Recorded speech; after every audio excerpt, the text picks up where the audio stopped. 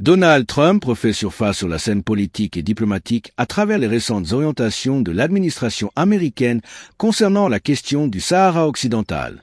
Cette fois, Washington semble vouloir rééquilibrer sa position, notamment après 8 consultations stratégiques ayant réuni l'Algérie, la Russie, la Chine, les États-Unis, le Royaume-Uni et la France au sein du Conseil de sécurité.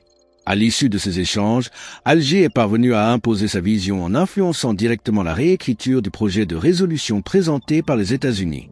Le texte initial, jugé trop favorable à la proposition marocaine d'autonomie, a subi une révision en profondeur, modifiant 4 paragraphes essentiels. Pour l'Algérie, il s'agit d'une victoire diplomatique majeure. Ce tournant replace au cœur du débat le principe du droit à l'autodétermination, quasiment effacé de la version précédente. Sous la pression de plusieurs puissances, notamment Moscou et Pékin, Washington a fini par accepter ces amendements après de longues négociations. Les États-Unis ont compris qu'il serait impossible de faire adopter un texte ignorant à la fois la position algérienne, les aspirations du peuple sahraoui et les équilibres entre grandes puissances. L'administration américaine a donc opté pour une ligne plus pragmatique, fondée sur un équilibre entre réalisme et compromis. L'objectif n'est plus d'imposer une solution unilatérale, mais de créer un cadre de discussion capable d'apaiser les tensions. Pendant ce temps, Alger a agi dans la discrétion. Ses diplomates ont intensifié les contacts avec les membres permanents et non permanents du Conseil de sécurité jusqu'à parvenir à un accord de principe sur la réécriture du texte. Au départ, Washington présentait l'autonomie proposée par Rabat comme la solution la plus sérieuse et la plus réaliste. Dans la nouvelle version, cette formule est remplacée par la plus faisable, un changement sémantique en apparence mineur mais d'une portée politique considérable. Cette nuance ouvre la voie à d'autres scénarios, notamment un référendum ou d'autres formes d'autodétermination. La priorité américaine semble désormais claire. Réduire les divergences au sein du Conseil tout en adoptant un ton moins explicitement favorable au Maroc. Selon plusieurs sources diplomatiques, la dernière session à huis clos fut décisive. L'Algérie y a présenté des rapports détaillés sur la situation dans les territoires disputés, rappelant que toute résolution écartant le droit à l'autodétermination serait inacceptable.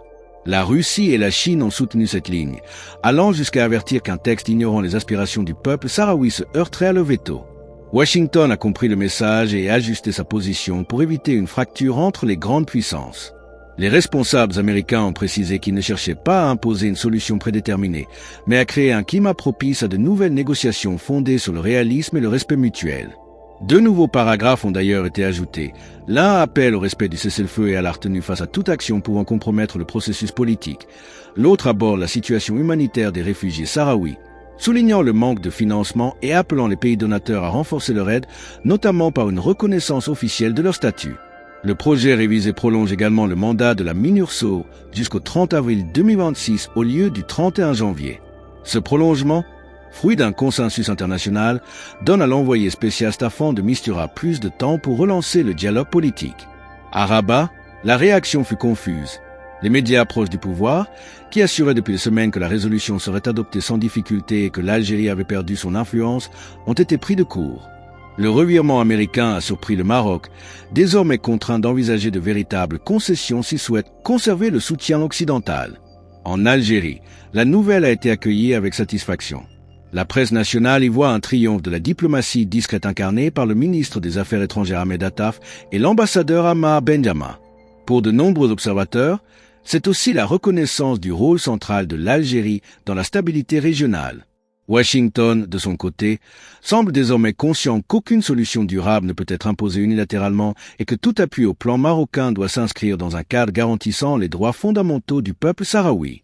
Ce tournant marque peut-être le début d'une profonde évolution de la politique américaine sur ce dossier, surtout après la controverse provoquée par la décision de Donald Trump de reconnaître la souveraineté marocaine sur le Sahara occidental. Les États-Unis cherchent aujourd'hui à concilier leur alliance historique avec Rabat et leurs intérêts stratégiques croissants avec Alger, notamment dans les domaines de l'énergie et de la sécurité.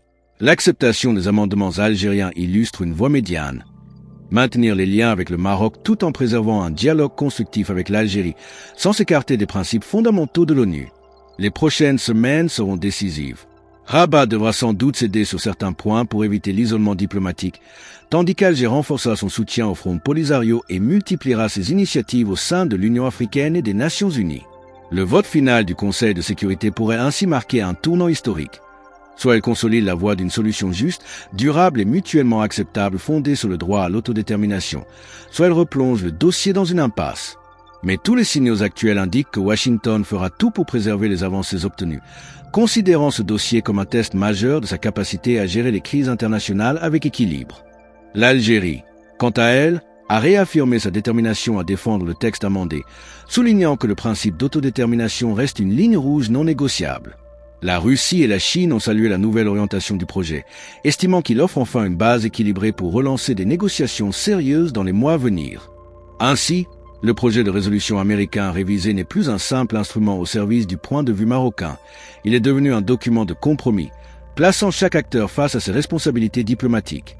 Les États-Unis ont recalibré leur approche. L'Algérie a obtenu une reconnaissance concrète de ses efforts. Moscou et Pékin ont consolidé leur influence dans le jeu international.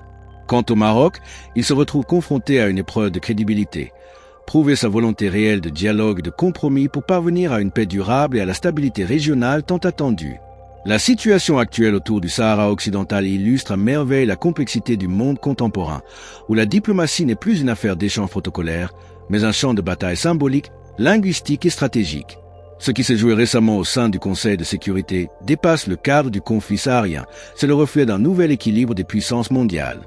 Chaque mot, chaque virgule d'un texte onusien devient aujourd'hui le terrain d'une lutte d'influence où se mêlent ambition nationale, intérêts économiques et vision du monde. L'Algérie, longtemps perçue comme prudente sur la scène internationale, a su transformer cette prudence en arme diplomatique. Par la méthode silencieuse, la constance et la construction patiente d'alliances, elle a réussi à réintroduire dans le texte américain la référence explicite au droit à l'autodétermination, une mention que Rabat espérait voir disparaître à jamais.